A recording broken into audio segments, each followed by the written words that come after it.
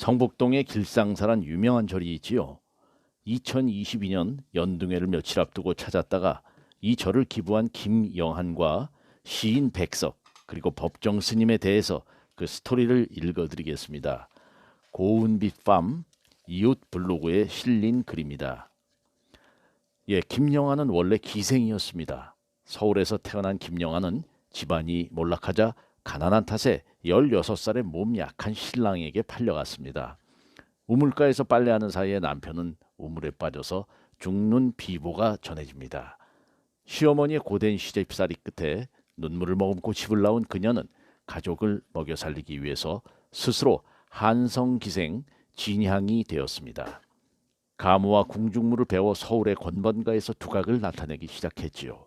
잡지에 수필을 발표할 정도로 미모와 시, 글과 글씨, 그림에도 재능이 뛰어난 기생이자 예술가였습니다.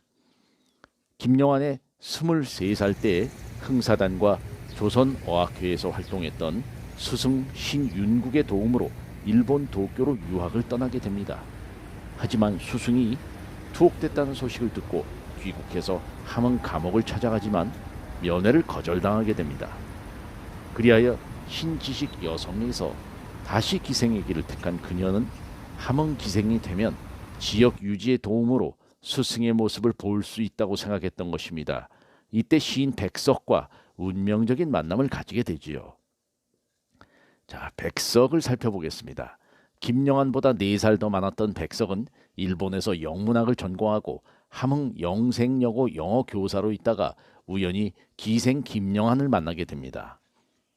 백석은 첫 만남에서 그녀의 손을 잡고 다짐했다고 합니다. 죽음이 우리를 갈라놓을 때까지 이별은 없을 것입니다. 하지만 백석 집안에서 아들이 기생에게 빠져 있다는 소식을 듣고 서둘러서 다른 여자와 결혼을 시키게 되지요. 결혼식 날 밤 집을 빠져나온 백석은 영한에게 달려와서 만주로 달아나자고 설득하지만 영한이 거절하자 백석은 홀로 만주로 떠나게 됩니다. 당시 1939년이었습니다. 이것이 두 사람 사이에 영원한 이별이 되었지요. 백석은 만주를 유랑한 뒤에 광복을 맞아서 고향으로 돌아왔지만 이미 그녀가 서울로 돌아간 뒤였기에 만날 수가 없었고 남북으로 갈라진 분단으로 인해서 영영 이별이 되고야 말았습니다. 김영한과 백석이 헤어졌지만 둘의 사랑은 끝나지 않았지요. 김영한은 백석의 생일이 되면 음식을 먹지 않고 그를 위해서 기도했습니다. 그를 이해하기 위해서 그가 공부했던 영문학을 전공했고 백석에 대한 자신의 사랑을 적은 책을 내기도 했습니다. 그리고 그를 생각하는 마음으로 백석 문학상을 만들기도 했지요. 평생 동안 백석을 그리워한 김영한은 1999년 창작과 비평사에 2억 원의 기금으로 자신의 연인 백석을 기리는 백석문학상을 제정하고 같은 해 대원각을 시주하게 됩니다. 서울 성북동 이 산자락의 길상사의 역사는 매우 짧으면서도 그 설립 계기가 특이해서 잘 알려져 있습니다. 이 사찰은 1960년대와 80년대 말까지 삼청각 그리고 청운각과 함께 최고급 요종의 하나였던 대원각 자리에 세워진 사찰입니다. 요종 대원각의 주인 김영한은 누구나 와서 마음의 평화를 찾는 곳이 되길 바란다는 뜻으로 법정 스님께 대원각을 시주한다고 밝힙니다. 당시 시가 1,000억 원대 재산을 시주하겠다는 김영한 할머니와 무소유를 말씀하시며 결코 받지 않겠다는 법정 스님. 결국 1996년 대원각을 대한불교 조계종 송광사 분원으로 등록해서 길상사가 되었습니다. 7천여 평의 대지와 40여 동의 건물은 당시 시세 1,000억 원을 웃도는 많은 재산이었습니다. 이날 법정 스님은 김영한 할머니에게 길상화라는 법명을 주고 108염주를 할머니 목에 걸어주었습니다.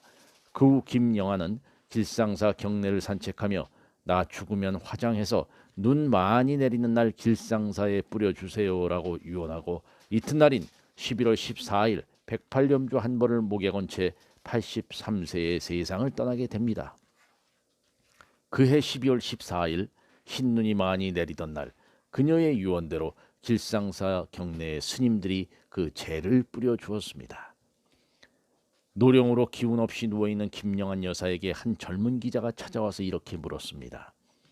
1,000억 원대 재산을 내놓고 후회되지 않으세요? 후회라니 무슨 후회?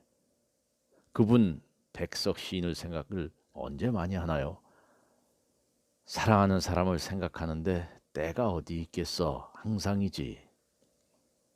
1,000억을 내놨으니 만복을 받으시겠지요? 그게 다 무슨 소용이 있어? 다시 태어난다면 어디서? 다시 한국에서 태어나시겠어요? 나 한국에서 태어나기 싫어.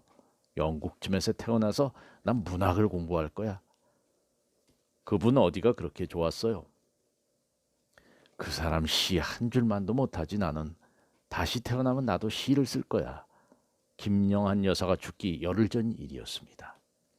김영한은 국가과학기술 영재양성에 써달라는 유언과 함께 100억 원이 넘는 부동산을 카이스트에 기부하고 빈 몸으로 떠났습니다. 그분은 힘든 젊은 시절을 보내면서 가난한 나라의 서름을 뼈저리게 느꼈던 것입니다. 빈 몸으로 떠난 김영한, 우리나라가 부디 부강한 나라가 되길 기원하면서 생을 마치는 그 순간에도 자녀 재산을 기부하신 아름다운 분이십니다. 살아서는 아니더라도 부디 하늘나라에서 평생을 못내 그리워하던 연인 백석과 재회하였기를 기도해 봅니다. 자, 백석의 시 나와 나타샤의 흰 당나귀를 읽어드리겠습니다. 가난한 내가 아름다운 나타샤를 사랑해서 오늘 밤은 푹푹 눈이 내린다. 나타샤를 사랑은 하고 눈은 푹푹 날리고 나는 혼자 쓸쓸히 앉아 소주를 마신다. 소주를 마시며 생각한다. 나타샤와 나는 눈이 푹푹 쌓이는 밤 흰 당나귀 타고 산골로 가자. 출출이 우는 깊은 산골로 가 마가리에 살자. 눈은 푹푹 내리고 나는 나타샤를 생각하고 나타샤가 아니올 리가 없다. 언제 벌써 내 속에 고조곤이 와서 이야기한다. 산골로 가는 것은 세상한테 지는 것이 아니다. 세상 같은 건 더러워 버리는 것이다. 예, 이들의 그 스토리를 읽어드렸습니다. 자, 우리 4560 밴드에서는 놀고 즐기는 모임입니다. 우리 밴드는 이렇게 설명이 있는 문화 답사와 트레킹을 주도하고 있는 좋은 밴드입니다. 여러분들 밴드 홈에서 4560 놀즐모 밴드를 치고 들어오셔서 우리와 함께 놀고 즐기고 설명 듣는 문화 답사 같이 하셨으면 좋겠습니다. 고맙습니다. 트레킹에서 뵙겠습니다.